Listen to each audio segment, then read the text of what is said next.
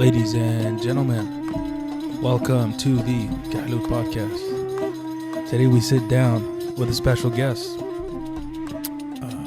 Jacob. We sit down to navigate the trials and tribulations of life's most challenging moments. Our podcast is a tapestry of human resilience, a place where laughter and stories light up even the darkest of times. Ladies and gentlemen, Jacob, my man, welcome to the podcast. Thank you. What an intro. Oh my gosh. Live audience? Wow. Live audience, man. No, not yet. Jacob, how you doing, man? I'm doing excellent, man. Life is good. That's good, man. Tell the audience about yourself. What do you do for a living? Yeah, my name is Jacob. I recently quit my job as an insurance agent to pursue business with my best friend, Hunter. Okay. We do a mobile car detailing business. And yeah, it's been going very well. Sai here was one of our door-to-door victims, our door-to-door clients. That's right. Yeah. Door to door. I did it. I went through it, guys. That's right. That's right. And he talked us down, man. Sai drives a hard bargain. That's one thing you got to know about him. Man, I'm not gonna get the first price, man. I try to get the best deal. It's the Arab gene inside of us, you know what I mean? So I respect it. Yeah, no, but that was good, man. Good hustling, good negotiating, good business practices. You guys went door to door. That's the when I see that and I say, I think to myself, these guys are going somewhere. You don't see them anymore, especially in Arizona summer. Jacob, how hot is it outside right now? Oof. Well, today while we were detailing, right now it's about 107, but I think it was at like 115 earlier today. 115? Close to it. It was 110 outside. And here's the crazy part. It's windy, but it's not any wind like, oh, it's a breeze. No, it's like it's drier wind. Like imagine opening your dryer right when it finishes. Yeah. The punch in the face. Like what in the hell is happening? You know, I was just talking to folks at work and we're like, why do we live here? And we just remember this is going to pass in like 2 months. Things are going to get better. So we're trying to, talk ourselves off the ledge, as they say. So yeah, it gets pretty bad. Yeah. So Jacob, man, trials and tribulations. Our podcast is a tapestry of human resilience. You have any trials and tribulations you want to share? Yeah, I mean, I'd say most recently my struggle with insomnia was something that I definitely struggled with and ended up coming out on the other side of. Okay, insomnia. Yeah. So you couldn't sleep. Yeah. At night, basically. Yep. Did you used to like work? Because I know some folks that battled that had like night shift jobs or red eye shift jobs. Did that start that way, or did something happen tragic in your life, or walk us through that? Yeah. Well, I mean, I think my personality type has always been a sort of a high-strung one, which, I don't know, maybe makes me a good business person, constantly. So I'm kind of prone to more anxiety-type things, So I did do a night shift job with my friend that we now started the business with a while back. I got that job to escape a call center job, which tells you how bad call center jobs are, man. Yeah, call center jobs. You gotta have the willpower for it, man. Yeah, you gotta have the mindset. Yeah. I quit that to go make microchips in the middle of the night. So I can tell you how bad. Okay, so drastic career shift. So you went from call center to microchip manufacturing. Yeah. Was that, and this is Silicon Valley, so like, was it like a major company? I don't know if you can tell us who you worked for, but yeah. I mean, that's a damn good job, right? That's a tech or what? It was all right. I mean, like I said, I at that time of my life, I didn't really know what I was going to do. So I was like, my friend seems to be having a good time doing this, and I literally would rather do anything else than work from home and take angry phone calls from people about their insurance. Oh, yeah. So I was literally depressed. Yeah. So then I was like, I'm done with it. Screw it. I'm going to the night shift with my buddy just till I figure something else out. Yeah, get something going. Yeah. Yeah. So anyways, that's kind of what sparked the insomnia. Yeah, the night shift. Okay. So how long did that job last? Oof, I was only there for like 4 months. But the insomnia kind of kicked in after like month 3. What caused it? Well, it was just the worry that I wasn't going to get any sleep. And that's kind of how it happens. It starts as like it's sort of a snowballing effect. Some people kind of have insomnia and it's it is kind of related to maybe like a medical condition or something like that. Yeah. But a lot of people have insomnia related to kind of anxiety and dealing with your thoughts.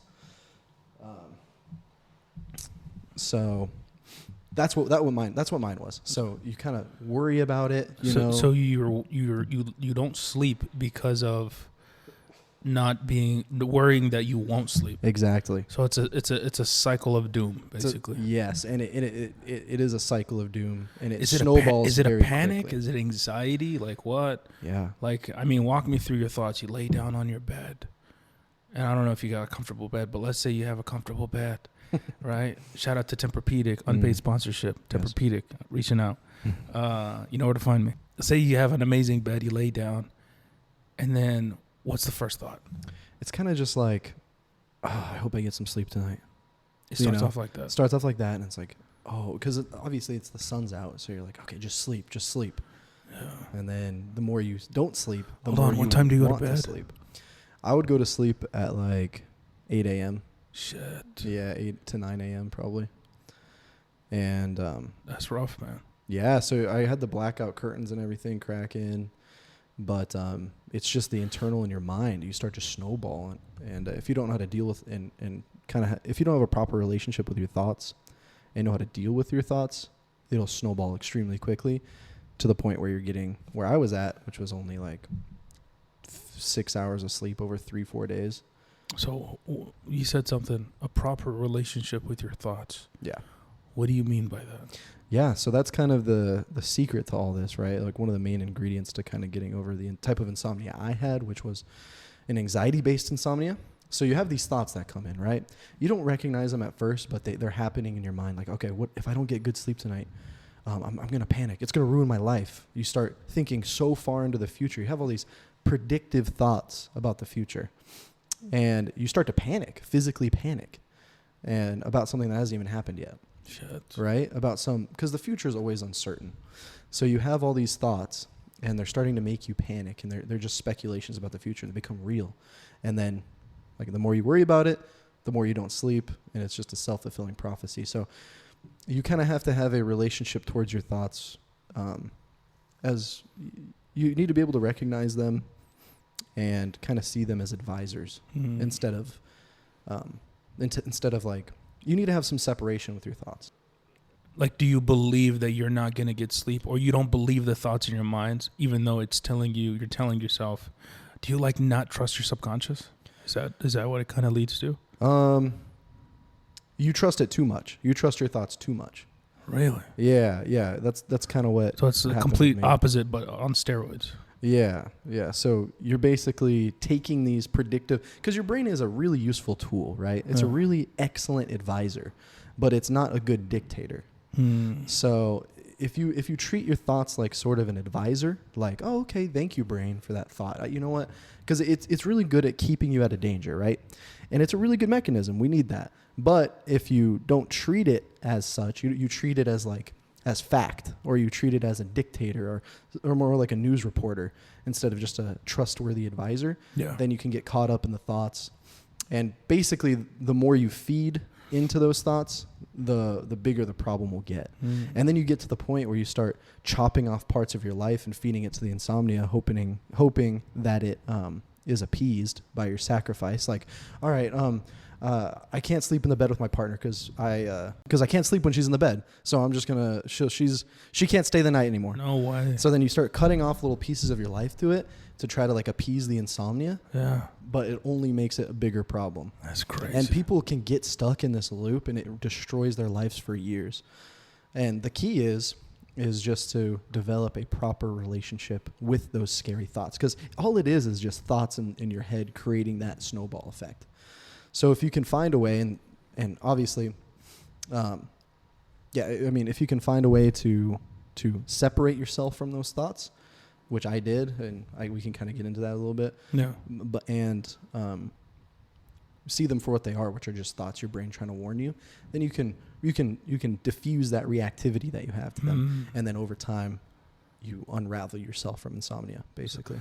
In the beginning, you were saying the monster has to be fed, and now you're at the stage of this is how you dissect this monster. Yep. So insomnia is like it's a gloom, right? It's a cloud. Yes. And you have to be able to navigate that. So walk us through how you dissected it. Well, first of all, I do want to say that none of this would have been possible without God, right? I mean, this is the way that God led me to, but I had to get to a point. I remember I was on a camp out, and I was like, I'm still going to do what I want to do, so I'm going to go on this camp out, take my mind off of it. Didn't sleep the entire camp out. I'm having panic attacks at night, thinking I'm going to go crazy. Because then you start to get these thoughts like, I'm just going to go crazy. I'm not going to sleep forever. My life's going to be ruined. I hear about all these people that have dealt with insomnia and it ruins their lives. That's going to be me now. So you can imagine how you can't sleep with this panic going on.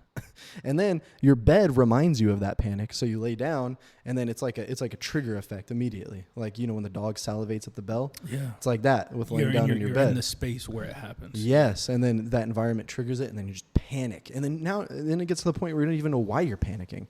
You're just panicking now because your brain's just, it's like trying to tell you there's danger here, Shit. So what you have to do is, I literally one night on that camp out, I couldn't sleep at all. And I literally I was like, because I was doing all these things. I was taking meds. I was taking prescription, powerful meds for sleeping. None of them were working. But it was I went to a psychiatrist literally for this. I was going to psychiatrists. I was doing everything, right? You're doing everything by the book, yeah. Yeah, I was trying to drink to go to sleep. Like, it got to that point, and literally medication wasn't working. Alcohol wasn't working.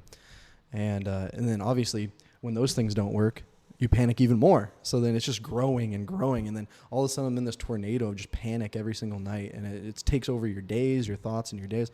So I literally went on this camp out. I was literally like, God, I surrender. I can't do anything. Like, please guide me out of this. You went back to your creator. Right? I did. And you said, God, all right, I'm doing everything. I went to the doctor. Yeah. I tried myself. I've tried drugs. Yeah. You got to go back to your creator. Walk us through that. I had to completely, I literally sat there. I was like crying, right? I was like, I can't have my life be ruled. I've done everything I could possibly think of to fix this. Like, God, I literally I surrender to you. Like, you are the only one that can take me out of this.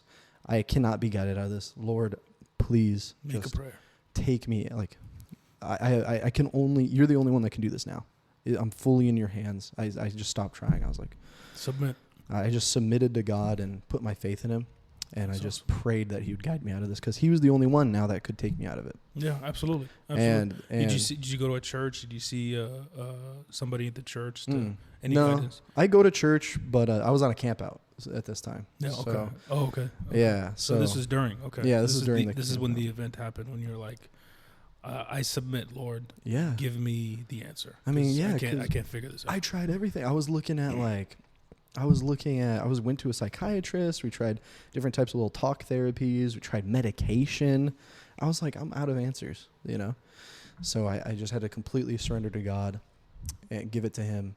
And literally that night, I went on YouTube and I was just doing my typical research of like trying to figure out how to like another research round. Yeah. Yeah. And then I stumbled upon this video, and it was a guy. His video is actually, his channel's down now. He took it down, and he started focusing more on like creating a book or something like that. I had went back and forth with him with email because he literally changed like my life for the better. Okay. This YouTube channel. Who's this guy?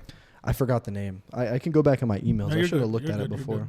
But tell us what did you recommend? What did you take as advice? So one thing that he said that nobody else was saying was, because everybody else, the standard prescription for insomnia is sort of a combination of therapy where you're kind of like dealing with those thoughts and like working through them, and then also medication to kind of, so it's just like, and then it's also a combination of behavioral things too, where it's like, all right, well, just make sure that you don't expose yourself to any light, turn off all phones and everything before bed, because that increases your chances of sleeping.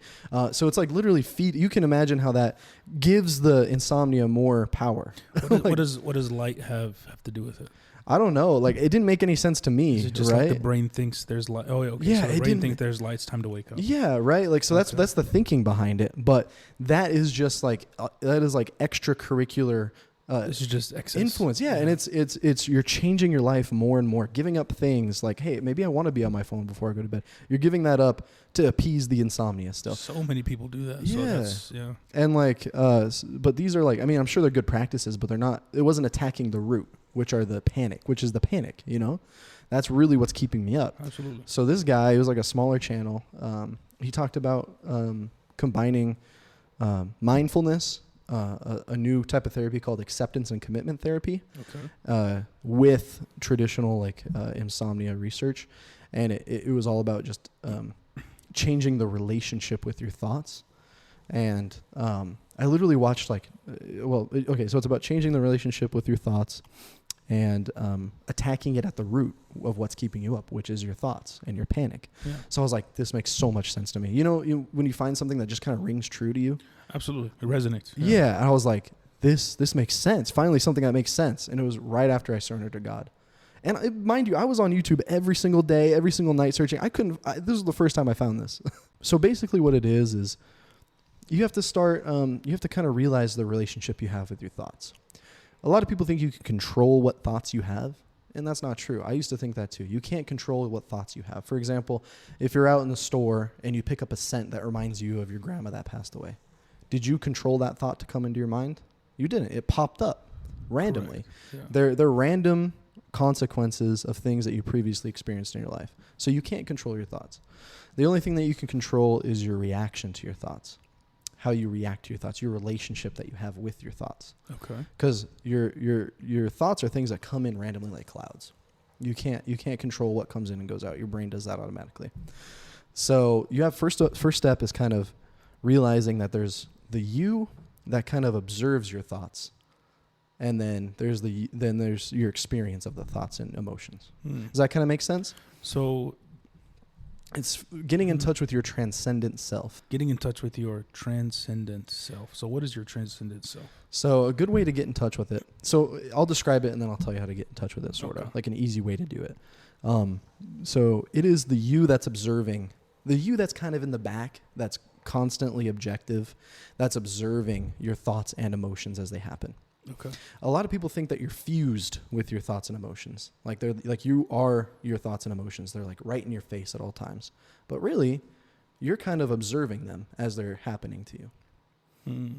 Does that make sense? Yeah. Like it's like you're sitting in the back of your mind watching them on a screen almost. Yeah, because that's literally what's happening. Yeah. Your brain is watching them through your eyes. And so that's the first step to kind of diffusing from your thoughts and emotions is taking a step back and then like kind of putting what's happening, the reality. Yeah, putting names to them. You know, oh, I'm feeling anxious right now. And then you kind of just like focus on that feeling in your body and then focus on like, okay, because then that gives you a little bit of separation from the motion. Mm-hmm. So it's not controlling you. You're kind of observing it. And then same with thoughts. Like I would have a thought that I was going to go crazy all the time. That was one of the things that really kept me up. So I would think, I actually learned about this in a book too. The Sleep book is excellent for this. This is where I learned a lot of the stuff I'm telling you about. Okay. The Sleep book. Read that. Okay. If you I'll put a link in the description. down below. Yeah, sweet. So you'll have these thoughts that come in where it's like I'm not going to sleep. I'll never sleep again. I'm going to go crazy. That's 3 thoughts, right? So if you pay attention, you'll realize you have the same thoughts all the time. The same thoughts that cause you panic, the same thoughts that bring on feelings of anxiety. You can categorize these in every aspect of your life. And what happens when you categorize everything as negative? So what you do is you change your relationship, or when you categorize them as negative. I'm over here thinking, okay, I have an Excel table, one column. It has every thought categorized, right? Yeah. Negative, negative, negative, negative, negative, right? Yeah. What happens if they're all negative? Do you need to start doing positive shit in your life to add them to new categories? Or I don't think so. I think it's all about how you view them. I don't think any thought is negative or positive. You just kind of view it and how you react to it. You kind of have to. Keep categorizing. Yeah, is the key. Well, so what you want to do is it's kind of an impartial. It's not neither negative or positive. You know what I'm saying? So you kind of just say, hey, there's that thought. You have this like you have to develop what I did is learned it from the sleep book, is you kind of treat them like they're students in a class that are showing up. So instead of like panicking, oh, I can't sleep, you're kind of like, oh, there's the thought of I can't sleep tonight. There's that thought again. Oh, I'm gonna go crazy. He showed up for class today.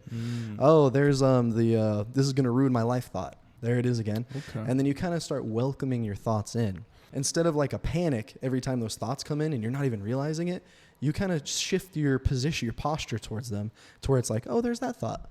Welcome back. Thank you, brain, for giving me that thought. I understand, brain, that you're doing something to try to protect me, but I got this, you know? Interesting. Yeah. So your brain is almost like you're recognizing your brain. You're having conversations with your brain. Because your brain's always trying to throw things at you to keep you out of danger. And if you feed it too much and you pay too much attention to it and like give it so much validity, then it starts to rule you. You know what I'm saying? So you kind of have to develop this posture of like, oh, thank you for that thought. Yeah. Thank you for that. And then what happened for me was, and you're still panicking at this point. It's not an immediate fix. It's not like, oh, amazing, I'm better now. It's a slow loosening of your relationship with these thoughts. So then I noticed a week later or a month later, whenever those thoughts would come up, no more panicking, no more nothing. It's because instead of instantly reacting to these thoughts, I saw them come in, I welcomed them, it was kind of like a game, you know? Yeah. You got to kind of watch your brain and like see these thoughts come in. And then you just say, that's just a thought. So you literally told your brain, hey, everything's under control. These are thoughts that have been categorized and I'm in no danger. I am safe. I can sleep and I don't need to stay up anymore. I'm good. Yeah. And when that started happening, you began to sleep. Exactly. Because you kind of, there's like all this tension built up, right? Yeah. All this tension. It's wound up so tight. And then what that is doing is it's slowly loosening the tension. That's wild. And you kind of... it's a muscle, man. Yeah, and what you'll notice too is all these thoughts that cause intense... A lot of these thoughts that cause intense... at least for insomnia, was all predictions about the future, you know, something that hasn't happened yet. Yeah. And one of the things you kind of have to accept is that the future is always uncertain. Absolutely. Like when I knocked on your door, the no soliciting sign, and I said, what's up? And Sai answered the door. Yeah. I mean, who would have thought I would have been on a podcast? Yeah, absolutely. So that's a beautiful example of how the future is always uncertain. So these thoughts about the future that you panic over, whether it be anything, insomnia or whatever, you can just be like, thank you, brain. I appreciate you giving me that. That's true. You know, thank you for the warning, but we're gonna see how it goes. Yeah. You know, goddamn asshole. I knew he saw the no soliciting signs. Don't try it. It's okay. See, everything happens for a reason. I don't know. Maybe this is naive, but I kind of think we're a little bit.